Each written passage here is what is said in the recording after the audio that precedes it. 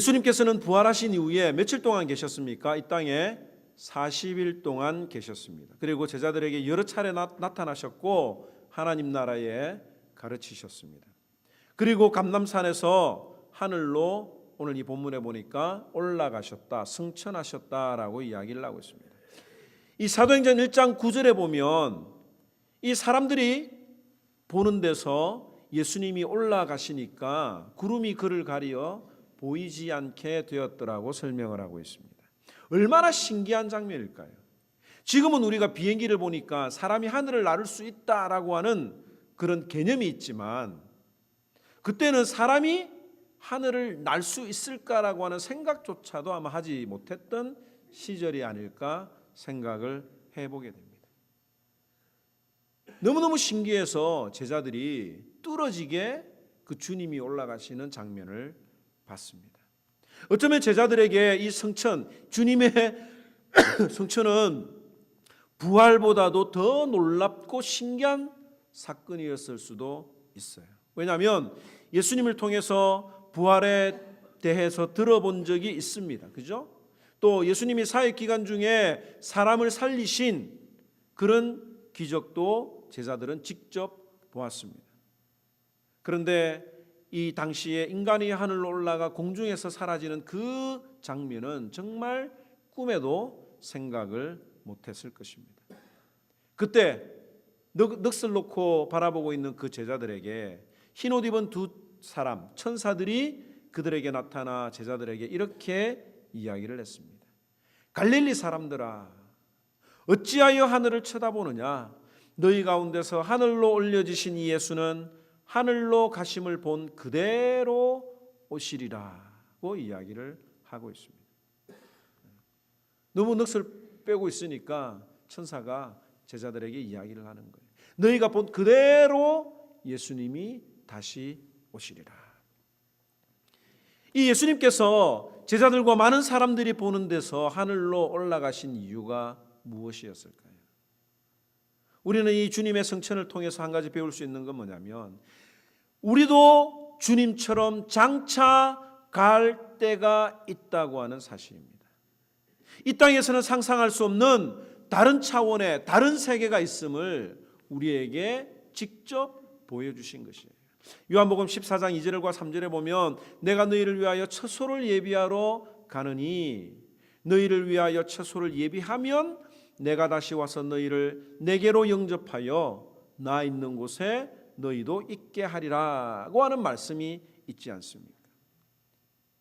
우리는 죽음 이후에 하나도 다 사라지지 않습니다. 예수님처럼 부활할 것이고 주님이 계신 그곳에 우리도 함께 있을 것입니다. 이것이 바로 부활신앙을 믿는 사람들의 소망이에요. 예수님께서 이 예수님의 성천을 한마디로 표현하면 뭐냐면 끝이 아니라 the ending이 아니라 see you soon입니다. 내가 곧 다시 오겠다. 마지막 이별이 아니라 영원한 이별이 아니라 잠시 오시겠다라고 하는 사인이죠. 그런데 주님이 이 하늘로 올라가시기 전에 우리에게 주신 말씀이 있습니다. 그 주신 말씀들을 마태복음과 마가복음과 누가복음과 이 사도행전을 다 종합해 보면 이렇습니다. 마태는 너희는 가서 모든 족속으로 제자를 삼아 아버지와 아들과 성령의 이름으로 세례를 주고 내가 너희에게 분부한 모든 것을 가르쳐 지키게 하라고 하였습니다. 마가는 너희는 온 천하에 다니며 만민에게 복음을 전파하라고 하셨고 누가는 오직 성령이 너희에게 임하시면 너희가 권능을 받고 예루살렘과 온 유다와 사마리아와 땅끝까지 이르러 내 증인이 되리라고 예수님이 하신 거예요. 바로 이 오늘 읽었던 이 잠시 나누었던 이 말씀 제자가 되라 내 증인이 되라 만민에게 복음을 전파하라 라고 하는 이 말씀들이 마지막 주님이 올라가시기 전에 주신 그 말씀이 이 오늘 모든 지상교회의 선교 모토가 아닙니까? 우리가 이 말씀을 붙들고 전도하잖아요. 주님이 하늘로 올라가시기 전에 우리에게 주신 마지막 명령, 최고의 명령은 전도하라고 하는 명령입니다. 여러분들 이 말씀 들을 때 어떤 반응이 나타납니까? 어떤 분들은 그래 주님이 하라고 하신 것처럼 땅끝까지 우리가 선교를 해야 된다라고 하는 선교의 마음이 활활 타오르는 분들도 있을 것입니다. 그런데 어떤 분들에게는 이 전도하라고 하는 말이 엄청난 부담감으로 다가올 거예요. 내가 우리 교회에 나오라고 전도 못하는데 어떻게 내가 세계 선교를 감당할 수 있을까? 이 전도나 선교를 목사나 사역자들만 하는 것으로 생각을 하는 분들도 있습니다. 그냥 나는 예배 참석만 하고 그다음에 적당하게 하나님 앞에 헌금하고 또 선교해서 내 사명을 다했다라고 스스로 만족하는 분들이 있습니다. 또 더 나아가서 우리는 이 성경의 많은 부분들, 하나님이 우리에게 직접 주신 이 말씀들을 부담스러워합니다. 그리고 제가 늘 자주 말씀드리지만 그 성경을 자기 입맛에 맞추어서 해석을 하려고 해요. 오늘 이 제자들이 그랬던 것처럼 말이죠. 오늘 이 제자들이 어떻습니까? 6절 한번 읽어봅시다. 6절 6절에 뭐라고 이야기를 하고 있습니까? 그들이 모였을 때에 예수께 여쭈어 이르되 주께서 이스라엘 나라를 회복하심이 이때니까. 참 한결같습니다. 참 한결같아요. 예수님이 제자들에게 예루살렘을 떠나지 말고 아버지께서 약속하신 것을 기다리라고 했는데 이 주님의 죽음과 부활을 목격한 그 제자들은 그 약속이 여전히 이스라엘 나라의 회복과 관련이 있다고 생각을 했던 거예요. 이제 조금만 더 기다리면 이스라엘이 회복될 것이라고 하는 기대를 했습니다. 참 한결같잖아요. 예수님이 우리에게 보여주신 그 분명한 메시지가 있음에도 불구하고 주님이 죽으셨다가 다시 3일 만에 부활하신 그 순간에도 이 제자들의 마음속에는 여전히 하나님의 말씀을 자기 그 원하는 대로 여전히 생각하고 있었다는 것이 얼마나 놀라운 일인지 모릅니다. 실은 우리도 마찬가지죠. 아무리 하나님의 말씀을 오랫동안 들어도 자기중심적으로 하나님을 생각하는 것들이 너무너무 많이 있어요. 하나님이 나 자신을 위해서 존재하는 것으로 여깁니다. 액세서리 정도로 생각을 하는 거예요. 하나님이 내 기도를 들어주지 않고 하나님의 말씀이 내 마음을 위로해 주지 않고 편안하게 해주지 않으면 화를 냅니다. 특별히 이 하나님의 절대 주권에 대해서 만족을 하지 못하는 분들이 있습니다. 불만을 가지는 거예요. 왜 하나님 마음대로 하느냐? 지난 우리 금요밤 기도의 시간에 이런 말씀을 나누었습니다. 우리가 겸손이라고 하는 것이 다른 사람들 앞에 자신의 감정을 잘 절제하고 자랑하지 않는 것이 겸손이라고 우리가 생각을 할 수 있는데 진정한 겸손이라고 하는 것은 하나님 앞에 복종하는 것이 진정한 겸손의 첫 출발이라고 이야기를 나누었습니다. 사람들은 교만해요. 사람들은 하나님의 말씀 앞에 복종하기를 싫어합니다. 하나님이 어째서 이렇게 하시느냐라고 반항을 하죠. 겸손한 것 같으나 말과 행동은 겸손한 것 같으나 그 마음속에는 하나님을 이겨먹으려고 하는 그런 교만함이 있는 것입니다. 그런 인간들에게 주님이 일침을 놓으셨어요. 7절 말씀해 보니까 이르시되 때와 시기는 아버지께서 자기의 권한에 두셨으니 너희가 알 바 아니요라고 이야기를 하고 있습니다. 이스라엘 나라의 회복의 때와 시기는 하나님의 주권 안에 있는 거예요. 하나님이 우리를 향해서 가지신 모든 계획들이 이루어지는 때는 때와 시기가 있는 것입니다. 그게 바로 하나님의 주권이에요. 하나님의 주권이라고 하는 말은 하나님이 계획하신 모든 일들은 다 이루어지고야 만다. 하나님의 뜻대로 이루어지고야 만다라고 하는 것이 하나님의 주권이고 하나님의 주권을 인정한다라고 하는 다른 표현은 뭐냐면 따라서 합시다. 하나님을 하나님 되시게 하나님을 하나님으로 알고 하나님 앞에 복종하는 것이 하나님의 주권을 인정하는 거예요. 그런데 우리가 하나님을 끌고 다니잖아요. 하나님 왜 이거 안 들어주세요? 왜 이렇습니까? 오늘날 우리 이 사회가 하나님의 주권에 대해서 도전하는 일들이 굉장히 많이 있습니다. 그 대표적인 것이 이 제3의 성, third gender, 그리고 동성애에 관한 내용이에요.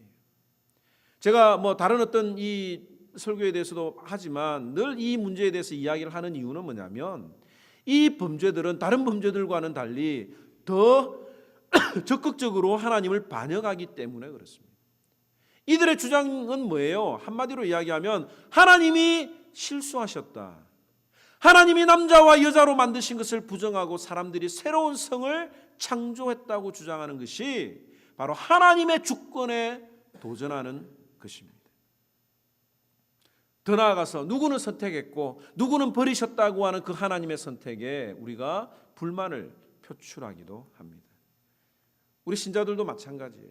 우리가 하나님을 믿는다고 하면서도 우리의 늘 연약함 때문에 하나님 앞에 물어보고 하나님의 뜻에 순종해서 결정하는 것보다 내가 먼저 결정하고 하나님 앞에 기도로 통보하는 경우들이 얼마나 많이 있습니까? 이게 하나님의 주권을 무시하는 거예요. 자기 중심으로 생각하기보다는 내 편의로 모든 것들을 생각하려고 하는 이것. 하나님, 전도나 선교를 내가 하는 것보다 전문적으로 하는 사람들에게 맡기고 나는 헌금만 하면 되지 않겠습니까? 꼭 굳이 내가 전도를 해야 되겠습니까? 라는 생각을 혹시 이 우리들의 마음속에 가지고 있다면 주님이 우리에게 주시는 말씀을 들으시기 바랍니다. 너희가 알 바 아니다. 우리 지난 시간에 살펴봤죠. 내가 무슨 상관이 있느냐?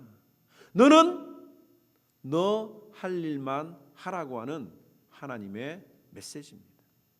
이 선교의 사명은 전문 사역자에게 주신 게 아니에요. 너희에게라고 하는 겁니다. 이 너희는 누구를 가리킵니까? 바로 예수 믿는 신자 각자를 말합니다. 여기에는 누구도 예외일 수가 없어요. 만약 혹시 여러분들의 마음속에 나는 아닙니다라고 하는 사람이 있다고 하면 자신의 구원에 대해서 심각하게 고민을 해봐야 됩니다. 왜? 주님이 성천하시기 전에 주님이 주신 나의 그 최고의 명령이 1대1로 나에게 전해준 명령이기 때문입니다. 그런데 문제는 우리가 삶에서 어떻게 전도를 해야 될지 모른다는 점이죠. 전도를 하고 싶기는 하나 우리가 전도하는 방법을 잘 몰라서 주저하고 또 실패할까 두려워서 내가 좋은 관계를 맺는 사람의 그 관계가 끊어질까 봐 두려워합니다. 하나님을 두려워하지 아니하고 사람을 두려워하기 때문에 그런 것이죠. 또 하나는 만나는 사람들이 제한적이기 때문에 이미 다 예수를 믿거나 또 내가 만나는 사람들을 다 전도할 필요가 없을 만큼 신앙생활을 잘하고 있다는 것도 이유가 될 수도 있겠죠. 그런데 이 샬롯 지역에 저도 그렇게 생각을 했는데 우리 주변에 얼마나 많은 사람들이 아직 예수님을 모르고 교회를 나가지 않는 분들이 많다는 사실을 여러분들이 꼭 기억을 해야 합니다. 이 전도나 선교를 무언가 해야 된다라고 생각을 하면 부담이 될 수가 있어요. 찾아가고 뭐 문을 두드려야 되고 이런 어떤 것들로 생각을 하면 부담이 될 수도 있지만 어떻게 생각하면 굉장히 쉬울 수도 있습니다. 그게 뭐냐면 바로 증인이 되는 거예요. 오늘 이 본문 8절에 보니까 예루살렘과 온 유대와 사마리아와 땅끝까지 이르러 내 증인이 되리라. 누가복음 24장 48절에도 너희는 이 모든 일의 증인이라 하였습니다. 주님은 왜 증인이 되라고 하셨을까요? 차라리 헌금을 많이 하고 하나님 나라를 위해서 봉사하라고 하셨으면 쉬울 텐데 이 증인이 되라고 하니까 막연하게 느껴질지도 모르겠습니다. 그런데 여러분 이 법정에서 증인이 얼마나 중요한지 아세요? 한 사람의 증언이 사람을 죽이기도 하고 살리기도 하기 때문입니다. 구약 성경에 보면 이스라엘의 왕이었던 아합이라고 하는 왕이 있었어요. 아합 왕 아시죠? 이 아합 왕에게 꼭 가지고 싶었던 포도원이 있었습니다. 그 포도원의 주인이 누구였느냐면 나봇이에요. 이 나봇이 가지고 있는 포도원이 너무너무 갖고 싶었는데 그래서 그 왕이 나봇에게 그 포도원을 팔라고 제안을 하잖아요. 그러니까 이 나봇이 그 포도원을 팔았습니까? 안 팔았습니까? 안 팔았죠. 왜 안 팔았습니까? 조상 대대로 물려받은 유업이기 때문에 팔 수 없다고 거절을 했습니다. 이 나봇의 거절은 하나님의 말씀에 순종한, 아무리 왕이어도 하나님이 주신 유업은 그대로 전달이 되어야 되는 거예요. 그래서 이 아합 왕이 굉장히 심기가 불편했습니다. 그러니까 이 아내 이세벨이 보고 아니 그 사면 되지 않느냐, 걱정하지 말라, 내가 알아서 해줄 테니까 걱정하지 말라라고 하면서 이 이세벨이 인간적인 방법을 사용을 했습니다. 그게 뭐냐면 이 나봇이 사는 성의 장로들에게 왕의 이름으로 나봇을 죽일 음모를 적은 편지를 보냈습니다. 그 편지에는 내용이 어떤 내용이 있느냐면 거짓 증언을 세워서, 증인을 세워서 나봇이 하나님과 왕을 저주했다고 거짓으로 증언을 하게 하고 나봇을 돌로 쳐 죽이라고 하는 그 편지를 보냈던 것입니다. 그리고 그 거짓 증인들로 말미암아 이 나봇은 무고하게 죽게 되었던 사건이 구약에 기록이 되어 있습니다. 오늘도 이 영화나 드라마를 보면, 현실 세계에서도 보면 이 돈 많은 사람들이 증인을 매수하거나 거짓 증인을 세워서 얼마나 고통을 당하는지 우리가 많이 보지 않습니까? 그만큼 이 증인이 된다라고 하는 것은 우리의 말 한마디에 따라서 사람이 죽고 살 수 있는 내용이기 때문에 주님이 증인이 되라고 이야기를 하셨어요. 복음을 전하는데 증인이 되라고 이야기를 하신 것입니다. 그런데 여러분들, 증인이 아무나 되는 줄 아세요? 이 증인은 아무나 될 수 없어요. 법정에서 증인이 되려고 하면 몇 가지 조건이 충족이 되어야 되는데, 이 민사소송법 제70조에 보면 사건의 사정을 아는 단위와 개인은 모두 출석하여 증언을 할 의무가 있다라고 기록이 되어 있고, 또 의사를 정확하게 표현할 수 없는 자는 증언을 할 수 없다, 하지 못한다라고 하는 규정이 있습니다. 이 증인은 누가 되느냐? 그 사건의 사정을 분명히 알고 있는 사람이어야 됩니다. 그 사건을 분명히 눈으로 보았거나 귀로 들은 것이 있어야 됩니다. 100번을 물어도 틀리지 않고 정확하게 이야기를 할 수 있어야 돼요. 둘째는 그 사건과 관련이 있는 사람은 모두 출석을 해서 증언을 해야 될 의무가 있습니다. 반드시 법정 그 출두 요구에 응해야 하고, 그 요구에 응하지 않으면 영장에 의해서 구인되는 그런 법이 있어요. 그리고 셋째는 의사를 명확하게 표현할 수 있어야 됩니다. 의사를 명확하게 표현할 수 없으면 사건의 과정을 객관적으로 진술할 수가 없는 거죠. 그래서 논리성이 없으면 옳게 판단할 수가 없습니다. 그래서 미성년자나 지적 능력이 떨어지는 사람은 증인으로서 효력이 없는 거예요. 주님이 우리에게 증인이 되라고 하신 것은 바로 이런 의미입니다. 우리가 본 것이 분명해야 되는 거예요. 우리가 들은 것이 분명해야 되고, 주님이 가라고 하신 그 곳에서 증인의 의무를 감당해야 되는 것입니다. 누가복음 24장 46절에 보면 또 이르시되 이같이 그리스도가 고난을 받고 제3일에 죽은 자 가운데서 살아날 것과 또 그의 이름으로 죄 사함을 받게 하는 회개가 예루살렘에서 시작하여 모든 족속에게 전파될 것이 기록되었으니 너희는 이 모든 일의 증인이라고 이야기를 하고 있습니다. 이 주님의 증인이 되기 위해서는 십자가와 부활 사건을 분명히 알아야 되는 겁니다. 머리로 이해할 뿐만 아니라 가슴으로도 믿어야 하는 거예요. 또 어디에서든지 출석해서 증언할 의무 앞에 복종을 해야 합니다.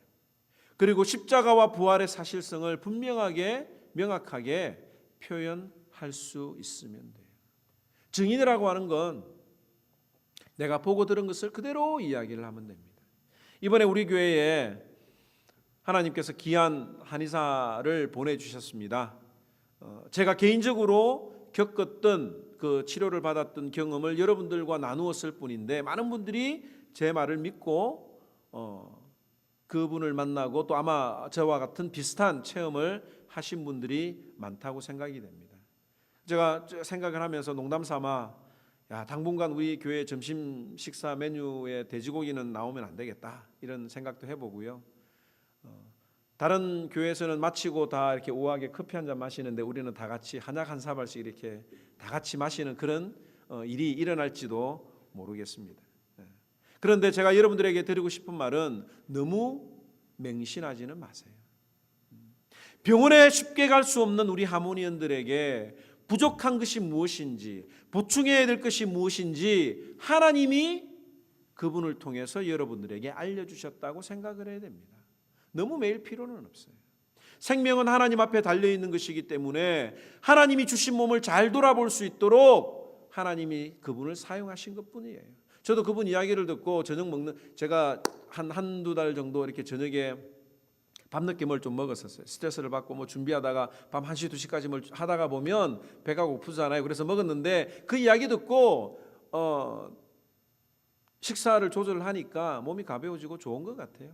거기까지만 들으면 돼요. 근데 문제는 이번에 한약을 드시면서 여러분들이 효과를 본 분들은 다음에 그분이 온다고 하면 여러분들이 다른 사람 안 데려오겠어요? 내가 그 사람한테 진맥을 받아봤는데 그 사람이 정확히 알더라고 하는 그 이야기를 다른 사람들에게 소개하는 이것이 바로 증인인 거예요. 우리가 너무 증인, 복음을 전하는 것 이런 것들을 너무 어렵게 생각할 필요가 없습니다. 예수 믿는 것이 너무 좋다. 나는 예수 그리스도를 통해서 내가 생명을 얻었고 내가 죽었어도 천국에 갈 수 있다라고 하는 그 확실한 사실을 여러분들이 다른 사람들에게 말하는 것이 바로 증인의 삶입니다. 교회 다닌다고 하면서 맨날 불평하고 인상을 쓰면 다른 사람들이 교회 오겠어요? 네가 믿는 예수님 나 같으면 안 믿겠다 이런 소리가 나오는 거예요. 이번에 교회 포스터를 이제 새롭게 제작을 하고 광고에 실으려고 디자인이 들어갔습니다. 그 교우들의 이야기, 의견들이 하모니 교회를 어떻게 생각하십니까? 라고 하는 이야기를 다 받았는데 얼마나 그 단어들이 제게 은혜를 끼쳤는지 모릅니다. 뭐 간단하게 요즘 해시태그라고 하는 게 있거든요. 이 젊은이들이 쓰는 짧은 단어로 표현을 하는데 아이들의 천국, Fun Church, 하루 종일 있고 싶은 교회, 하모니 교회를 통해서 기쁨이 회복되었고 우리 가정에 주신 선물 왜 진작에 오지 않았을까? 이런 내용들은 우리가 마음 놓고 자랑을 하고 다른 사람들에게 소개를 하면 되는 것입니다. 왜 그렇습니까? 이 하모니 교회에 예수 그리스도의 역사하심이 있기 때문에 그렇습니다. 예수님이 너무 좋다. 이 천국과 지옥이 있다라고 하는 이 성경의 말씀을 다른 사람들에게 바른 증언만 하면 되는 것이에요. 여기까지 다 잘 알잖아요. 그런데 그게 잘 되지 않습니다. 왜? 오늘 이 말씀을 통해서 살펴보면 성령의 능력이 필요한 거예요. 오직 성령이 너희에게 임하시면 너희가 권능을 받고 똑같은 장소에서 똑같은 사람을 만나도 느끼는 감정은 틀린 것처럼 같은 교회에서 같은 설교를 들어도 그 기쁨의 차이가 나는 이유는 바로 성령님이 주시는 권능의 능력을 맛보지 못한 까닭입니다. 예수님과 3년 동안 동행했던 이 제자들도 성령의 능력을 체험하기 전까지는 자꾸 딴소리 했잖아요. 그런데 오순절 성령을 체험하고 난 뒤에야 놀라운 역사들이 더 벌어졌던 것입니다. 아마 이 말씀을 듣는 분 가운데 그러면 이 성령의 역사가 이례적인 것인가? 우리가 성령을 받아야 구원을 받는데 그것인가? 아니면 연속적으로 일어나는 것인가? 라고 하는 문제는 이 사도행전을 다루면서 여러분들과 나누도록 하겠습니다. 사랑하는 성도 여러분, 여러분들도 성령의 역사를 체험하고 싶으십니까? 그래서 주님의 강력한 증인이 되고 싶습니까? 이 증인이 헬라어로 말티스라고 하는 단어예요. 이 영어 순교자를 뜻하는 martyr가 바로 여기에서 파생된 단어입니다.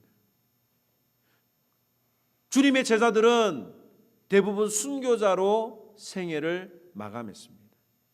들은 것이 분명했고 본 것이 너무나도 확실했기 때문에 죽음의 위협 앞에서도 자신이 알고 있는 것을 저버리지 않고 위증할 수가 없었기 때문입니다. 이 제자들이 예수 그리스도를 만나고 예수님이 보내주신 그 성령의 능력 앞에 감동되었을 때에 그들에게 용기가 생기고 그들이 죽음 앞에 자신의 그 정언을 바꾸지 않았던 것처럼 우리도 예수님을 증거하는 일에 내 형편과 내 상황이 어렵다고 해서 다른 사람들이 두렵다고 해서 죽음이 두렵다고 해서 내가 그 예수님의 사랑을 증거하는 일에 위정해서는 안 될 것입니다. 증인의 말 한마디, 나의 말 한마디, 나의 행동 하나로 인해서 사람이 죽고 사는 거예요. 예수님을 증거하는 가치가 바로 그렇습니다. 주님이 선택하신 전도의 방법이에요. 주님이 돈으로 큰 교회로 다른 것으로 하는 것이 아니라 일일이 우리가 전해주는 맨투맨으로 전하는 그 전도의 방법을 통해서 교회를 일으키시고 교회를 세우시고 그 교회가 세계로 뻗어나가도록 선교 사역을 감당하셨습니다. 우리가 어떻게 신실한 증인이 될 수 있을까? 그 해답을 한번 4절에서 다 한번 찾아보기를 원합니다. 4절 다 같이 한번 읽도록 하겠습니다. 4절 함께 읽습니다. 시작. 사도와 같이 모이사 저희에게 분부하여 가라사대 예루살렘을 떠나지 말고 내게 들은 바 아버지의 약속하신 것을 기다리라. 예루살렘을 떠나지 말고 기다리라. 떠나지 말고 기다리는 거예요. 만약 제자들이 이 말씀을 듣고도 자기 고향으로 내려갔다고 하면 그들은 오순절 성령의 체험을 할 수가 없었을 것입니다. 왜 우리가 우리의 삶에서 역사가 일어나지 않느냐? 우리가 지켜야 되는 그 예루살렘을 우리가 자주 지키지 못하고 떠나려고 하는 거예요.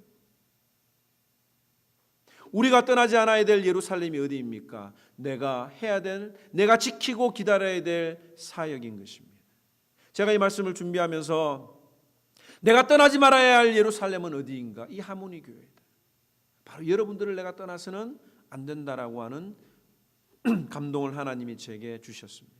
이 사역지를 떠나지 않고 약속하신 것이 이루어질 때까지 기다리고 또 기다리면 성령의 역사하심이 나타날 줄로 믿습니다. 이제 4년을 기다리고 하나님이 그 열매를 조금씩 맺게 하시는 거예요. 여러분들의 삶에서도 이 증인의 삶으로 여러분들이 주님 앞에 복음을 증거하시기를 원합니까? 여러분들의 자리를 떠나지 마세요. 한두 번 참석하고 평가를 하거나 하지 말고 꾸준하게 여러분들의 자리를 지켜보시기 바랍니다. 그러면 영안이 열리고 하나님의 역사를 체험할 수가 있는 거예요. 여기저기 다니는 사람들이 자기 자리를 지키지 않는 사람들이 여러분들 신뢰가 가던가요? 늘 있어야 되는데 안 오고 늦게 오고 이런 사람들은 우리가 신뢰할 수가 없는 거예요. 세상 사람들도 그런데 하물며 주님의 역사가 나타나는 일에 우리가 있어야 될 자리, 예배의 자리, 기도의 자리, 봉사의 자리, 섬김의 자리, 그 사랑의 자리를 우리가 지키고 하나님의 약속이 이루어질 때까지 기다리는 저와 여러분들이 되기를 주님의 이름으로 축원합니다. 기다려야 돼요.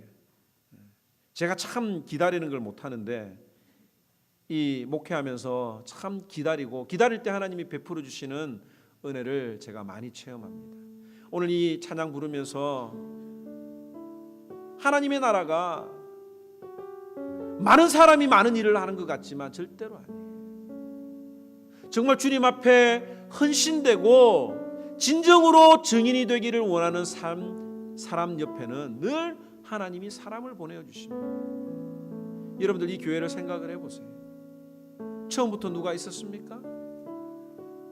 그러나 주님이 한 영혼들을 보내어 주시고 그 작은 불꽃들이 이루어서 큰 기적이 일어나지 않았습니까? 12명의 제자들과 120명의 그 사도들이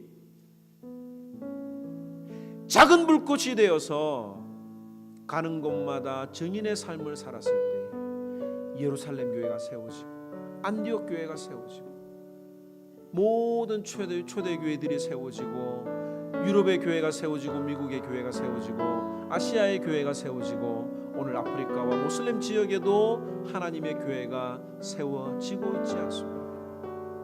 선교해야 되지요. 우리가 가지 못하는 그곳에 물질로 선교하고 기도해야 됩니다. 그러나 여기서도 내가 작은 불꽃이 되어서 큰 불을 일으켜야 되는 거예요. 하나님, 증인의 삶을 살기를 원합니다. 내가 정말 작은 불꽃이 되기를 원합니다. 내가 내 몸을 다 불사르기를 원합니다.